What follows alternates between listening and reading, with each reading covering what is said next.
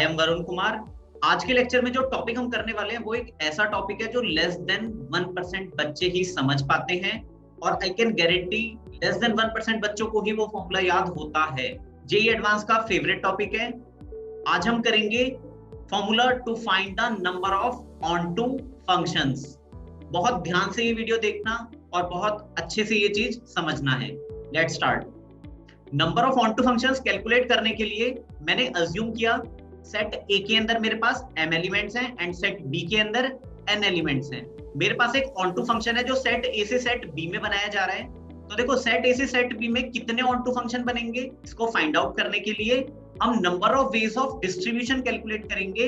m different object n बच्चों में बांटने हैं सच that each person should get at least one object. Set a से सेट b में मेरे को ऑनटू फंक्शन बनाने हैं। सेट a के अंदर m एलिमेंट्स हैं, सेट b के अंदर n एलिमेंट्स हैं। तो जितने ऑनटू फंक्शन बनेंगे, ऑनटू फंक्शन उतने ही बनेंगे जितने तरीके से m डिफरेंट ऑब्जेक्ट n बच्चों में डिस्ट्रीब्यूट हो जाएं और हर बच्चे को कम से कम एक ऑब्जेक्ट मिलना चाहिए। क्योंकि आप ऐसे देखो ऑनटू फंक्शन बनाने के लिए सेट b के सारे एलिमेंट्स का मैपिंग होना चाहिए। तो मैंने ये बोला कि हर बच्चे को कम से कम एक ऑब्जेक्ट मिलना चाहिए। इसको और अच्छे से समझने के लिए क्वेश्चन हमने लिया, let 5 different chocolate are to be distributed among 3 children such that each children should get at least 1 chocolate. 5 बच्चे हैं, 3 चॉकलेट है, 5 चॉकलेट 3 बच्चों में डिस्ट्रीब्यूट करनी है। इस तरीके से डिस्ट्रीब्यूट करनी है कि हर बच्चे को कम से कम एक चॉकलेट मिले। अब देखो इस क्वेश्चन को सॉल्व करने के लिए मेरे पास दो मेथड है। पहला मेथड तो होता है grouping, division and distribution. Grouping, division and distribution ये जो टॉपिक है ये आप पीएनसी वाली वीडियो में जाके देख सकते हो।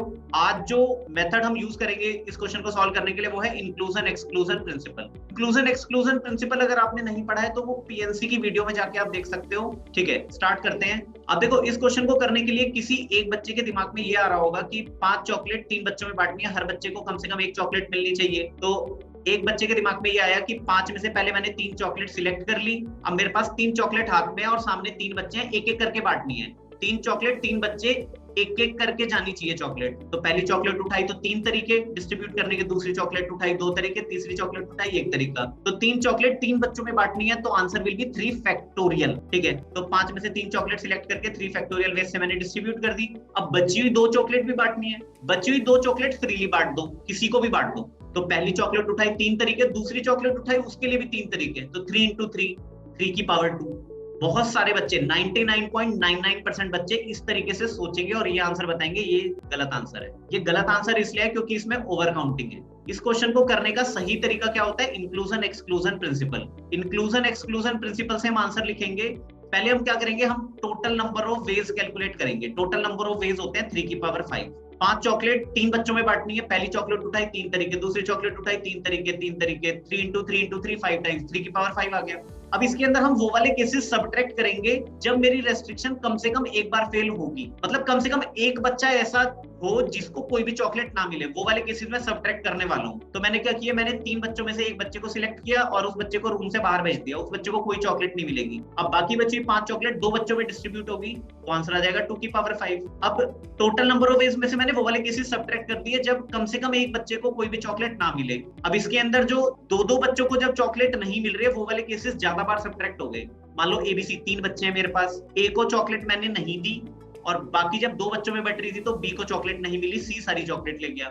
इसके अंदर एक केस वो वाला भी कैलकुलेट हो गया कि जब किसी एक बच्चे को चॉकलेट नहीं मिलनी थी तो बी को चॉकलेट नहीं मिली, और जब ए और सी में बट रही थी तो सी सारी ले गया। तो जब 2-2 बच्चों को चॉकलेट नहीं मिल रही है वो वाले केसेस ज्यादा बार सबट्रैक्ट हो गए तो वो मेरे को ऐड करना पड़ेगा। अब मैं ऐड करूंगा वो वाले केसेस जब 2-2 बच्चों को चॉकलेट नहीं मिल रही है, मतलब मेरी रेस्ट्रिक्शन 2 बार फेल हो रही है। तो 3 में से 2 बच्चों को सिलेक्ट करके रूम से बाहर भेज दिया, उनको कोई भी चॉकलेट नहीं मिलेगा, और 5 की 5 चॉकलेट एक बच्चे में डिस्ट्रीब्यूट कर दी 1 की power 5।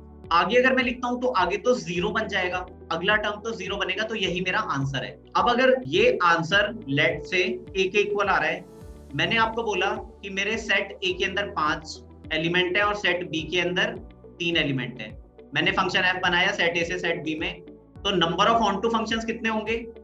Number of onto functions उतने ही होंगे जितने तरीके से 5 डिफरेंट ऑब्जेक्ट 3 बच्चों में डिस्ट्रीब्यूट हुए, दैट इज के। आंसर के ही आ जाएगा। अगर मेरे को m और n में आंसर लिखना है तो मेरा आंसर आ जाएगा, फॉर्मूला बन जाएगा।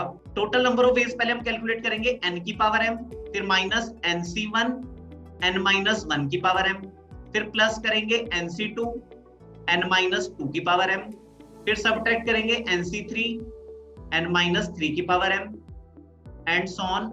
ऐसे ही ये सीरीज चलती रहेगी। ये सीरीज जहां जीरो बन जाएगा, जो टर्म जीरो बन जाए, वहां जाके ये सीरीज रुकेगी। ये हमारे पास number of onto functions calculate करने के लिए फॉर्मूला है। और ये सीरीज हमने कैसे बनाई है, ये हमने इंक्लूजन एक्सक्लूजन प्रिंसिपल को यूज करके बनाई है, ठीक है। तो ये सीरीज आपको याद रखनी है, इस सीरीज में ऑल्टरनेट प्लस माइनस आ रहा है, NC1 NC2 NC3 NCn पे जाके ये सीरीज एंड हो जाएगी, और NC2 है तो n-2 की पावर m है, पावर में हमेशा m आ रहा है। बहुत इंपॉर्टेंट सीरीज है ये, बहुत इंपॉर्टेंट फॉर्मूला है आपके जेई एडवांस के लिए, अच्छे से इसको याद करना। मिलते हैं नेक्स्ट वीडियो में और कुछ इंटरेस्टिंग क्वेश्चंस के साथ, तब तक के लिए पढ़ते रहो, आगे बढ़ते रहो। All the very best.